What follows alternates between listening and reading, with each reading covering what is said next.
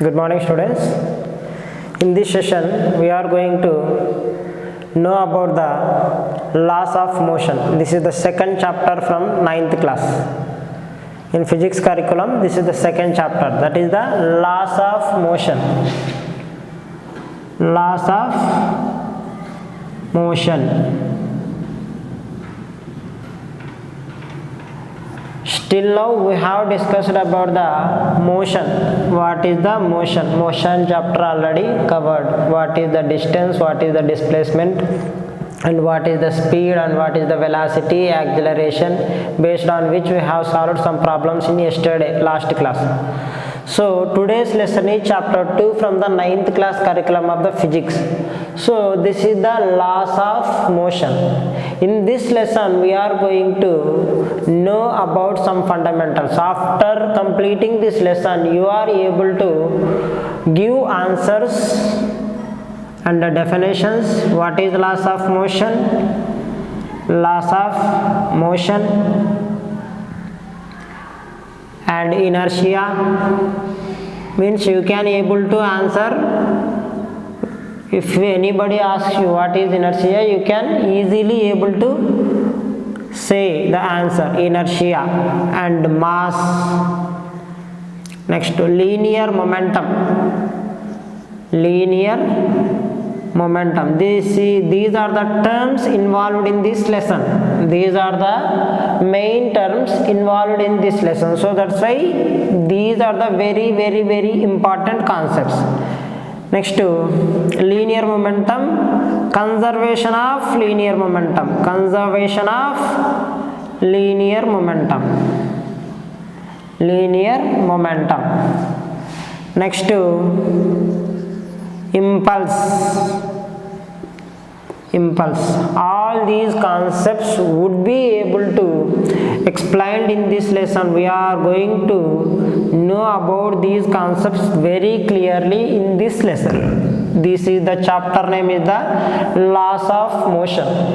Still now we have discussed only the motion, but on which principle does they move in the motion? Based on which principles the motion is working. So those are the laws of motions. Laws of motion, and these are the terms. What is inertia? What is mass? What is the linear momentum? Conservation of linear momentum, impulse, impulsive force, all these are the terminology. After completing this lesson, you are able to give the definitions for all these terms. Clear? Okay, we can discuss one by one in clear. Okay. Laws of motion. Initially we are going with the laws of motion. What is the laws of motion? Who proposed these laws? Who proposed these laws? Many scientists worked on these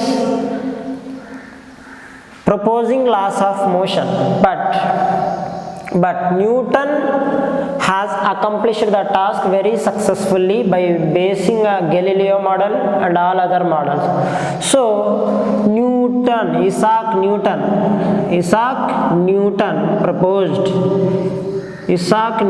proposed how many laws? 3 laws. 3 laws proposed. Newton's 3 laws proposed. He has proposed Isaac Newton proposed the 3 laws. These 3 laws can relate the terms force and motion.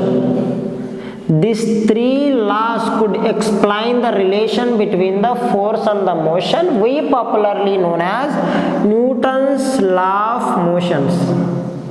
Newton's law of motion. Because why we called this particular name for these laws? Newton's proposed. For his honor, the name has given Newton's law of motion. Newton's law of motion. He proposed the 3 laws.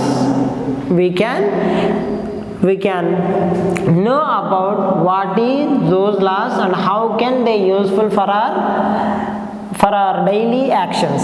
Okay, first law of motion, first law of motion, first Newton's law of motion, first law of motion, second law of motion, second law of motion, third law of motion, third law of motion, third law of motion. So still now we have discussed only the motion. In this chapter we are going to know about the laws of motion. So based on some principles he has proposed, that means the Galileo model, all these scientists were done so many experiments on this concept, but they were not able to give correct explanations for that. But Isaac Newton was successful in explaining the laws of motion. So he has proposed 3 laws, basic 3 laws he proposed, which can relate the meaning, which can relate the means they can relate force and motion, they can give the concept relative motion about the force. So that's why we popularly known as, we can call these laws of motion known as Newton's law of motion. Why? He proposed, Isaac Newton proposed, so that's why for his honor the name itself got Newton's law of motion. He proposed first law of motion, second law of motion, third law of motion. We may call it as a Newton's first law, Newton's second law of motion, Newton's third law of motion. Okay, one by one we can easily access the concepts of the one by one law. Okay, let's see. First law of motion, first Newton's law of motion, first Newton's law of motion, first Newton's law of motion, first Newton's law of motion, which explain first Newton's law of motion explains what happens to an object, what happens to an object when no net force is applied, just now we have discussed that is these laws can relate the both terms, those are the motion and the force. So that's why force, what happens to an object when no net force is applied. This is the first law of motion, very important. Unless no net force is applied to an object, what does happen to an object? Suppose if we take a bottle placed on your classroom desk, let it be itself left for some time. What observation do you notice? Is there any motion? Does it change its position from one bench to another position? No, absolutely no. So that is why an object either in rest or in state of motion. An object either in rest or in state of motion, unless we compelled to change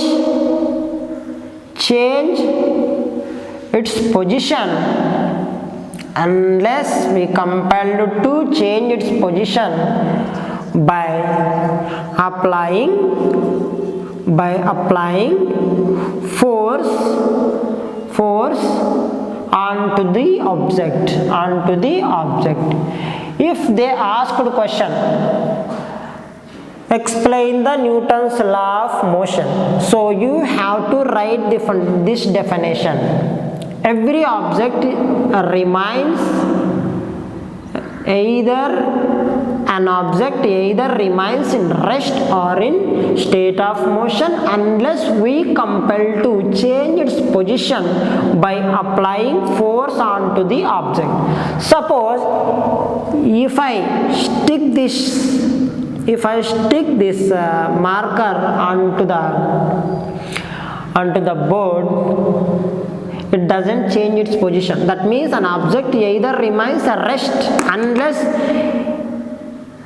if I give up, it can fall down. If I give up, it can fall down. That means either in rest or in state of motion unless we compel to change its position by applying force. I give up. That means automatically the gravitational force pulls it down. So that's why it fall down. Change its position by applying. Suppose a car is moving with some velocity. It is in the state of motion. Unless we apply the brake,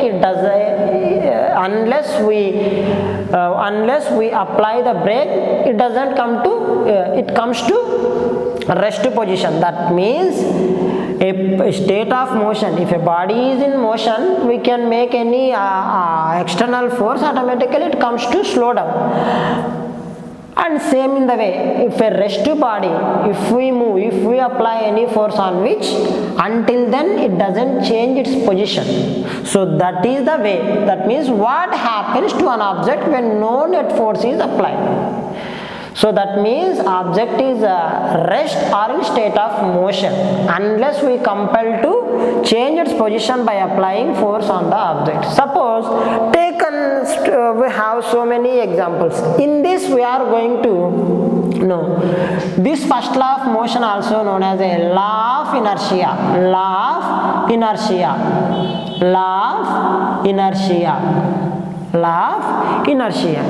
Okay, I can take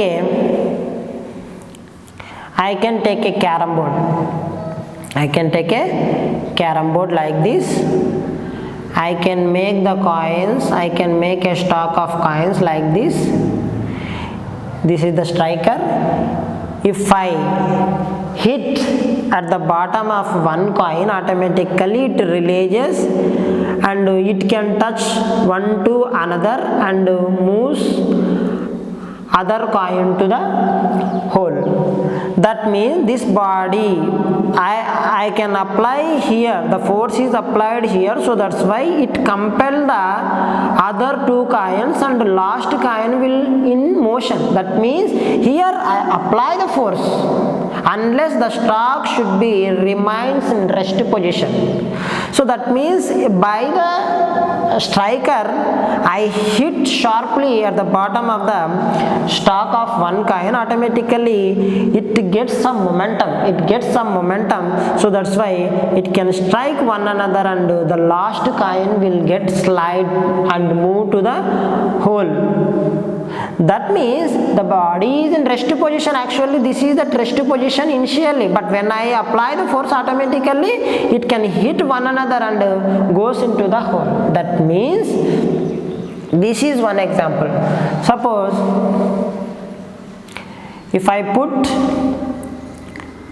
these are the books placed one at top of the another. Suppose if I pulled with a greater force, the remaining should be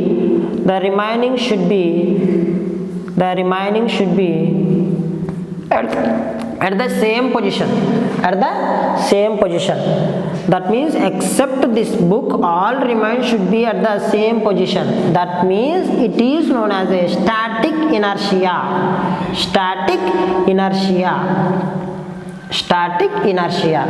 We can write clear definition for this. What is static inertia? What is dynamic inertia? Static means constant, static inertia. Suppose if a body if a body, either book or anything, if a body is in rest position, it always tries to be in rest only. It does not accept any change in its position. It does not accept any change in its position, in its state, is known as static inertia. Here the vertical stack of books are there. Just I want to pick up this book, particularly second book, so that's why I can pick the second book as fast as I can. So that's why remaining books should not fall down. Why? Because they want to stay in that position. That means if a body is in rest position, it always tries to be in rest position only. If a body is next to definition, that is the dynamic inertia. So dynamic inertia. That means if a body is in rest position, it always tries to be in rest only. It does not accept any change in its state. It is known as static inertia. If I keep the bottle on any bench, it should always to be in rest position only unless I apply some force. So that's why it does not accept any change in its state. This is known as static inertia. Suppose if a car is in motion, if the body is in motion,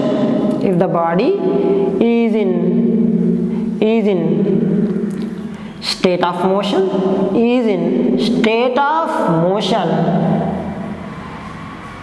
it always tries to be in motion.